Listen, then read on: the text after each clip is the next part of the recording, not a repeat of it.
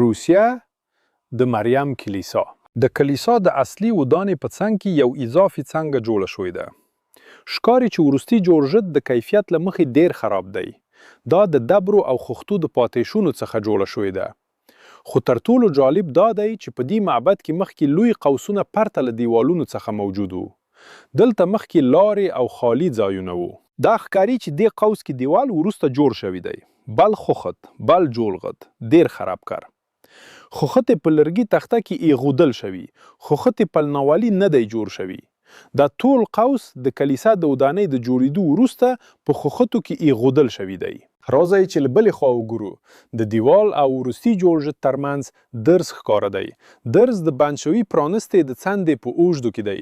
خښتې توپیر لري، د ملات د رنګ توپیر لري، د خطو ضخامت مختلف دی. بېشکه چې قوس لرونکي پرانستې وروسته بند شوي دی. دا ښکاري چې دا لوی قوسونه مخکې دیوالونه نه درلودل.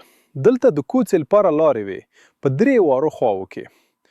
تاسو پوهیږئ چې په یخ روسي اقلیم کې د داسې کلیسا کارول ناشوني دي.